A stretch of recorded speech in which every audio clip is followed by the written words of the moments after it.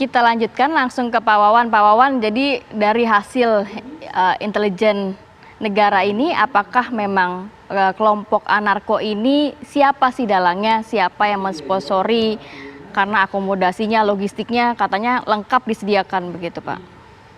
Ya, ini kan terus didalami dari hasil penangkapan yang ada juga kita dapatkan informasi banyak, kemudian juga panjang perjalanan di bus ataupun pembiaya perjalanan juga kita sudah dapatkan dari info-info yang ada. Kemudian juga dari siapa yang meng-hire di lapangan untuk mengajak para peserta bergerak ke Jakarta juga di daerah-daerah yang lain juga sudah diperoleh, sehingga nanti tinggal kita sinkronisasi, kemudian pembuktian serta juga keterangan saksi maupun keterangan dari pelaku serta juga data pendukung lainnya termasuk keterangan ahli. Kita peroleh yang tadi Mas Wawan maksud itu artinya setelah kejadian ya? Ya, artinya kalau sekarang kita berangkat dari apa yang sudah terjadi. Kalau yang sebelum terjadi kan masih ada, sebelumnya memang pergerakan dan indikasi kan sudah ada. Sudah ada, cuman karena pada tahap-tahap indikasi kan belum terjadi itu.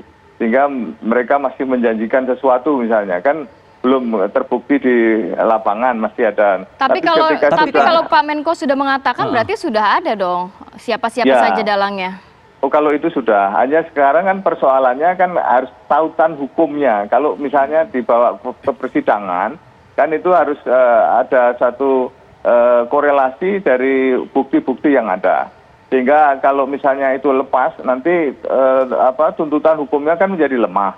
Tapi kalau misalnya nanti tautan hukumnya, keterangan saksinya juga banyak, keterangan ahli cukup, keterangan lainnya pendukung juga memadai, maka ini bisa dibawa ke persidangan. Pertanyaan orang awam banyak ke Mas Wawan, kalau mungkin ya mereka belum, termasuk saya ya, kurang memahami penuh lah ya dunia intelijen begitu kan ibaratnya.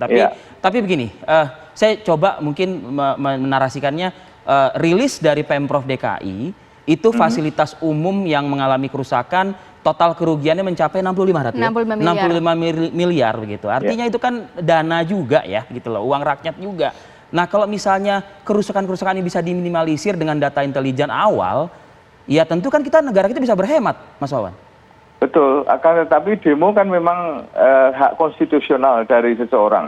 Jadi kalau misalnya dia demo langsung kita cegah, ini menyalahi dari konstitusi. Jadi kita tidak boleh seperti itu, karena demo itu selama dia izin, waktunya jelas, kemudian dia melaporkan dan kita juga melakukan pengawalan. Hanya memang yang dilarang itu pelanggaran-pelanggaran seperti berbuat anarki, kemudian menyerang fasilitas-fasilitas umum, merugikan benda umum, melanggar jam waktu. Kalau di tempat terbuka itu pukul 18, kalau di tempat tertutup pukul 22 misalnya. Ini kalau dia tidak langgar ya tidak ada masalah. Berarti ini pemerintah kecolongan ya, Mas? Sampai akhirnya bisa terjadi kerusakan fasilitas umum cukup banyak begitu? Kita waktu itu kan sudah sampaikan bahwa kita pada tahap awal memang kan menghimbau supaya tidak anarkis.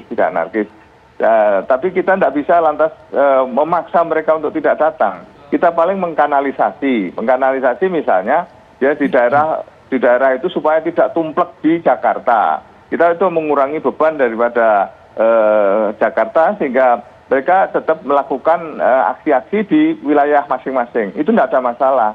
Dan kemudian kalau misalnya dia belum melakukan aksi-aksi perusakan misalnya, kan memang ya tidak bisa dipidana, tidak bisa dijatuhi hukuman. Sepanjang dia masih dalam koridor, oke. Tapi ketika dia sudah mulai menyerang, ketika dia lakukan kanalisasi tadi, ditemukan batu-batu, diberedar senjata tajam, ditemukan fasilitas yang cenderung bisa merusak. Nah, ini baru kan kita lakukan. Kalau tidak, ya dia tetap boleh. Namanya demo, kita sudah memilih negara demokrasi. Ya. Demokrasi itu ada kebebasan, ada kesetaraan, tapi juga ada aturan. Nah, kalau dia tidak melanggar aturan ya ada masalah. Tapi yang melanggar aturan tetap kita jatuhi sanksi. Dan kita itu, aparat itu tujuannya meminimalisasi korban juga.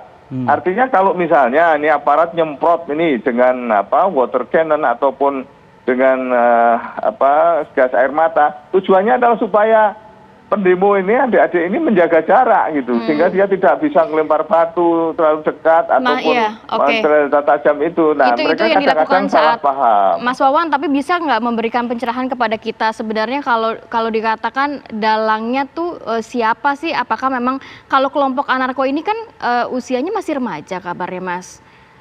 Memang banyak juga yang di bawah umur yang bergerak. Nah, tapi kan dia tidak tahu tujuannya apa ke Jakarta, tidak tahu undang-undangnya seperti apa. Kemudian dia hanya menerima dari pesan berantai, ajakan, nanti akan menerima uang, akan dibiayai di perjalanannya, termasuk diberikan konsumsi, kemudian ada uang saku. Nah, semuanya ini kan akhirnya nanti tinggal kita buka. Oleh karenanya saya menghimbau pada adik-adik ini, kalau ada pesan berantai seperti itu, meskipun dari teman, itu mesti harus dicek, retake, dan cross-check. Sebab mereka banyak pada kenyataannya karena ketidaktahuannya tadi, karena kepolosannya sehingga mereka bergerak. Apalagi adik-adik ini masih pelajar STM atau juga mereka yang penganggur ya. Ternyata banyak juga yang tidak sekolah, meskipun di usianya usia sekolah.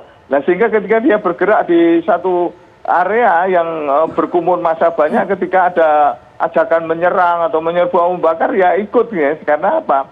Dia secara emosional kan masih mudah tergerak. Apalagi dengan berkerumunnya massa yang banyak, itu membuat mereka mudah sekali untuk tersulut. Itulah sebabnya maka kita sekarang ini tetap melakukan verifikasi pada mereka-mereka yang sedang diamankan, dan itu dengan bukti-bukti yang ada, apa yang dilakukannya di lapangan kemarin, dan selanjutnya nanti akan ada pendalaman sampai kepada P21. Kalau sudah P21 nanti sidangnya pun juga akan terbuka, sehingga nanti juga akan diketahui siapa-siapa di balik ini secara legal. Itu siapa sih Mas Wawan? Biar durasi kita nggak sia-sia gitu. Kalau diungkap sekarang kan tidak etis juga ya, karena di samping itu. Tapi Anda sudah tahu nama gitu, sudah tahu ya Anda ya?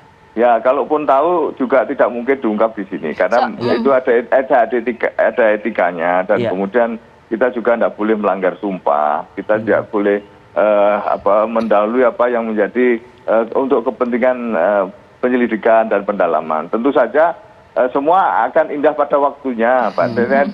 Nanti kita masih bersabar karena juga pihak kepolisian juga terus melakukan pendalaman, dan diharapkan ini bisa tidak terlalu lama sehingga publik itu tidak bertanya-tanya, supaya mereka juga makin tercerahkan, jelas siapa berbuat apa, keterlibatannya seperti apa, karena ini semua pasti ditunggu-tunggu. Dan kita tidak ingin memberikan waktu tunggu yang terlalu lama, hanya kita menghimbau aja. Sebab ini kan masih ada yang pengen demo lagi ini. Saya ajak ini adik-adik, udahlah, tidak usah seperti itu. Lakukan yang terbaik, yaitu apa? Judicial review. Masih ada cara-cara hukum yang lebih elegan, dengan cara-cara yang memang konstitusional juga, yang nanti bisa dilakukan lewat Mahkamah Konstitusi. Saya kira itu sebuah pembelajaran hukum yang baik bagi adik-adik dan masyarakat. Mas Didi Irawadi juga masih ada, Bang Henry Satrio masih ada. Kita jeda dulu ya, Bapak-Bapak. Kami akan kembali saat lagi. Kita lanjut ke perbincangan. Saya mau ke Mas Didi. Mas Didi sudah penjelasan dari Pak Wawan tadi ya. Kalau Mas Didi kan mengatakan bahwa ini sebenarnya murni kok gerakan mahasiswa, gerakan buruh. Tapi tadi Pak Wawan bilang memang benar ada penyusup di situ, ada dalangnya di situ juga. Mas Didi. Mas Didi. Iya, Mas Didi masih bersama kami, Mas? Bisa mendengar Mas Didi? Ya, Mas Didi. Ya, siap. Ya, kalau mendengar penjelasan dari Pak Wawan tadi, tanggapan Mas Didi apa? Saya menghormati apa yang disampaikan. Ini sudah mulai. Sudah. On air, Mas. Saya menghormati apa yang disampaikan Mas Wawan, pihak pemerintah.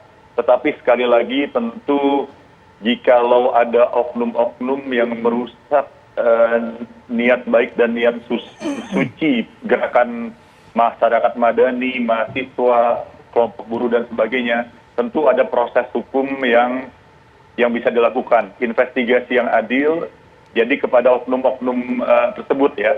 Tetapi yang utama, jangan dibangun suatu narasi, ya saya ingatkan ke pihak pemerintah, seolah-olah dibangun suatu narasi, dibangun suatu image, seolah-olah demo ini ada yang membayar, ada yang mendalangi, ada sponsornya. Ini saya kira tidak adil, tidak fair, ini jadi suatu gerakan suci ini sama saja dilecehkan dengan kita pagi-pagi menuduh dengan membangun narasi seolah-olah keseluruhan gerakan suci ini merupakan gerakan yang ada sponsornya atau gerakan bayaran. Saya kira janganlah dibangun narasi yang demikian. Yang terbaik saat ini, sebagaimana nasihat banyak para tokoh-tokoh masyarakat yang saya dengar, bukalah ruang-ruang diskusi sebaik-baiknya, ruang aspirasi. Pemerintah masih bisa membuka ruang aspirasi yang baik, ya, seluas-luasnya, selebar-lebarnya. Sebenarnya begini ya, saya bukan ingin balik ke suasana paripurna kemarin.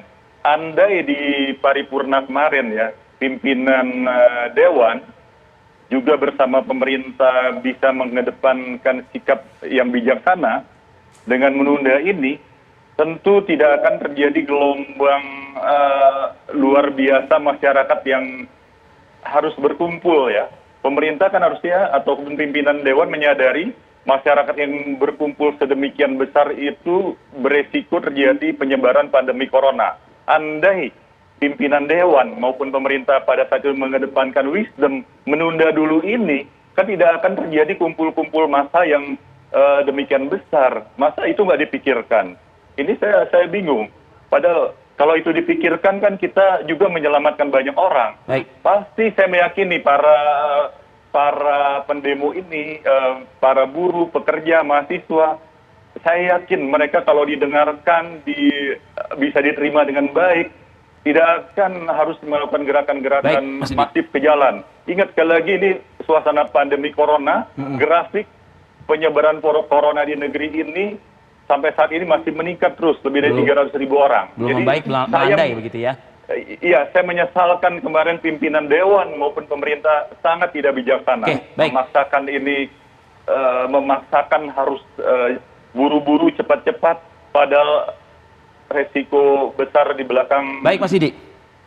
Mas Wawan ada tanggapan soal pernyataan Mas Didi ini, Mas Wawan? Mas Wawan, halo? Mas Wawan? Nampaknya ada trouble ya. Kita ke Mas Henry terakhir, Mas. Dari Anda, Bang Henry? Ya, kalau saya sih, kalau dari penjelasan Presiden Jokowi melalui, saya nonton melalui akun YouTube-nya, itu kan semuanya dinilai atau dimulai dengan niat baik. Ingin menghadirkan lapangan kerja seluas-luasnya. Ya, kita harus hargai itu. Tapi saat ini kan kejadiannya banyak sekali misteri yang menutupi Undang-Undang Cipta Kerja ini. Yang paling krusial menurut saya adalah kehadiran draft final yang memang masih simpang siur kabarnya. Mudah-mudahan pada saat kita live ini draft finalnya tidak lagi simpang siur dan Mas Didi pun sebagai anggota DPR bisa membaca. Jadi Mas Rifi, intinya adalah kalau memang niat baik tidak perlu ada misteri. Bila memang ada niat baik, seharusnya bisa menjadi pegangan hidup kesejahteraan orang banyak. Kalau memang masih ada yang kurang, nah ini dia, Mas Rifi, memang di hukum tata negara kita itu ada, kalau nggak setuju, kalau nggak suka, uji materi, silahkan ke judicial review gitu. Tapi kan itu juga prosesnya lama. Kenapa tidak membuka ruang diskusi lebih panjang lagi dan kemudian menggunakan teknologi yang sudah sering saya katakan diwariskan oleh para pendiri bangsa yang namanya musyawarah untuk mufakat itu. Ya, mudah-mudahan saja niat baik pemerintah juga jadi hal baik bagi seluruh rakyat Indonesia. Demikian Rifi dan Ratih. Ya. Mas Wawan sudah tersambung nggak, Mas Wawan? Ya, sudah. Anda mendengar tadi pernyataan Mas Didi, Mas Wawan? Ya. Oke, tanggapan Anda? Ya gini, kalau kita kan pijakannya supaya boleh, demo apapun boleh ya, termasuk aspirasi apapun dipersilakan. Yang dilarang adalah anarkis tadi. Nah sekarang aspirasi buruh juga kita juga dengar dari berbagai aspirasi yang ada dari 64 kali pertemuan, banyak sekali yang sudah diakomodasi. Dan itu dari perkembangan draft awal sampai menjadi perkembangan draft terakhir banyak sekali perubahan-perubahan yang mengakomodasi pemikiran-pemikiran dari para pekerja dan buruh kita. Hanya memang kan tidak bisa lantas 100% gitu kan, tidak bisa. Karena juga perlu mendengarkan juga seluruh komponen yang ada di Indonesia ini. Oleh karenanya kita ini tidak ada namanya pemerintah bermaksud menyengsarakan rakyat, tidak ada.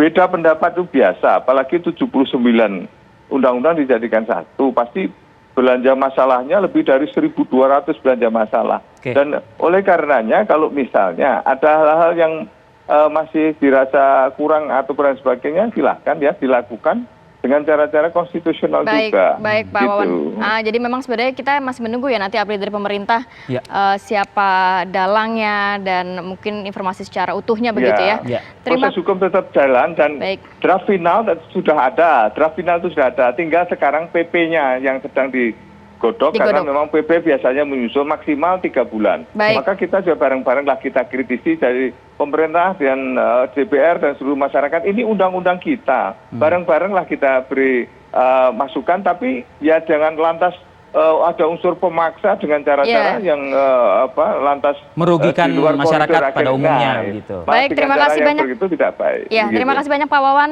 Mas Henry dan juga Mas Bang Henry Satrio, terima kasih juga atas waktunya pagi ini. Sehat selalu untuk kita semua. Selamat pagi.